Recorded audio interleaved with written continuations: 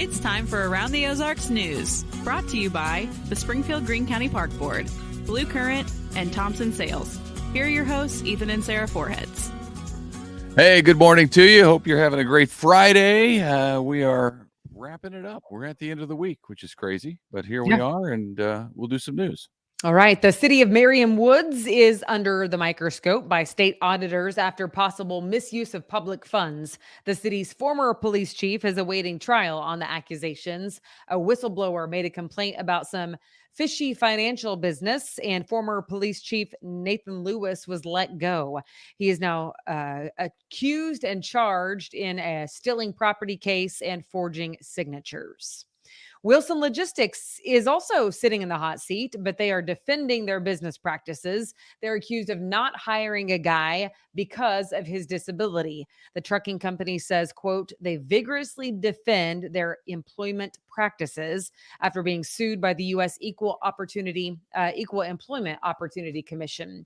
The suit says someone told an applicant that they don't hire people who cannot read, write, and speak English, nor those who communicate using sign language. And apparently the person at the center of the lawsuit is deaf. Okay. Now, in effect, some regulation on marijuana products. This is new, specifically hemp-infused products with psychoactive cannabis compounds. Governor Parson says more young children are being hospitalized in the state with essentially marijuana poisoning is what it would be. The governor cited a 600% increase in the number of children ages 5 and younger in Missouri who wound up in the hospital because of that. So now he has signed an executive order to ban the sale of some of those products unless they come from a state-approved dispensary. And Missouri Secretary of State Jay Ashcroft says the Biden administration is too far-reaching in a recent executive order signed by President Biden. The new law would require federal agencies to expand voter registration and actively promote it, as well as disseminating election information to citizens. Ashcroft filed the suit, claiming it's the job of states to do that and an overreach of the federal government to do so. Ashcroft says the lawsuit is about maintaining the balance of power between states and the federal government. That one will be interesting. All right. The state of Springfield Public Schools has been laid out by top leadership. Superintendent Dr. Granita Lathan says the district had some notable highlights last school year, including a graduation rate of 94.4% and overall better attendance rates. Now, decisions are being made for this upcoming school year. She laid out some key points of that. A big one is the topic of cell phone usage at the different grade levels. So we shall see where that all lands in just a couple weeks. All right, come Monday, it is moving day on Monday. And then by Tuesday, the Springfield Greene County Health Department will be back in its former home, the Bench Building, right there across from police headquarters in Springfield. Albeit they'll be back, but with lots of upgrades, a lot of renovation taking place. For the last 5 months, they have been operating in the Cox North Tower while their former building was under construction. And they're a little delayed, right? They were supposed to move in 3 weeks ago? A couple weeks ago, something like that. Yeah, they were a little delayed. But it looks by Election Day Tuesday, they'll be back in business. Yeah, okay, good deal. Get ready for some bright new art in downtown Springfield. Spanish artist Spider Tag. I don't know if that's how you pronounce it, but it's spelled Spider Tag. So I'm not sure.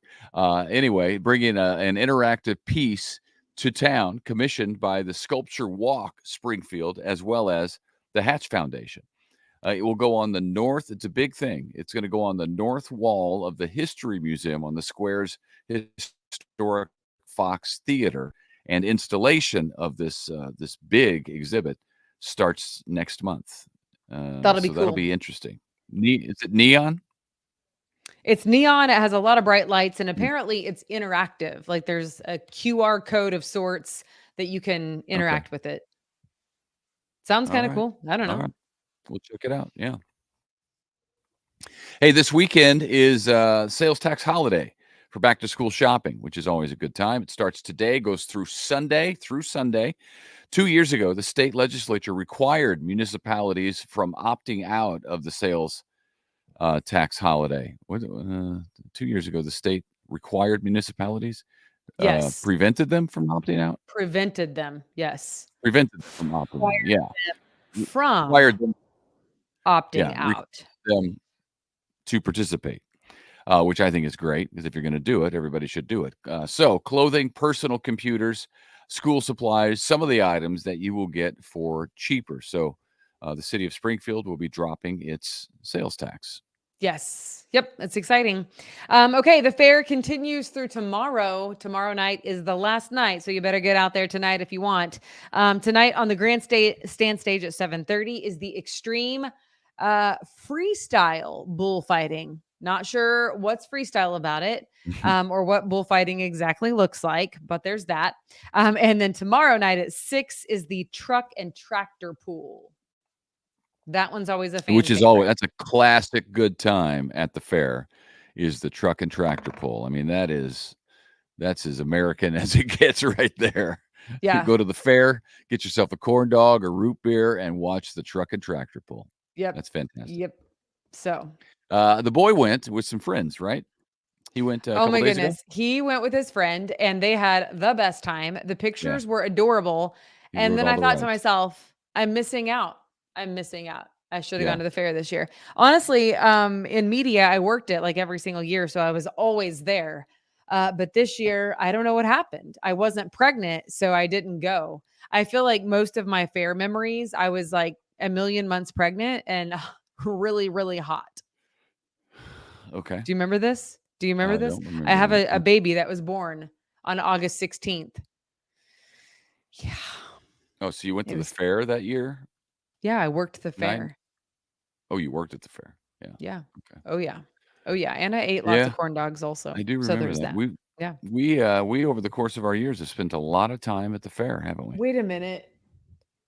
Oh, I thought I had the picture hanging behind me on this wall of me eating the turkey leg that was this big at the fair and you were standing beside me. I do have a picture of us together at the fair, but it's not worth showing since I don't have a turkey leg in my mouth. You know what I mean? Yeah. It's not Turkey that leg one. is fantastic. That That's right. one really makes the shot. Mhm. Okay, that's it, everybody. We already told you to come join us on August 9th at the Springfield Cardinals baseball game, where you will get the ultimate date night experience, including some really cool giveaways for a date night. And then also at aroundtheozarks.com, we are celebrating our 2-year anniversary of the show, of the Yep. podcast. And Abby Dyer is celebrating her 1-year anniversary of her podcast, Wake Up Yep. Weather with Abby.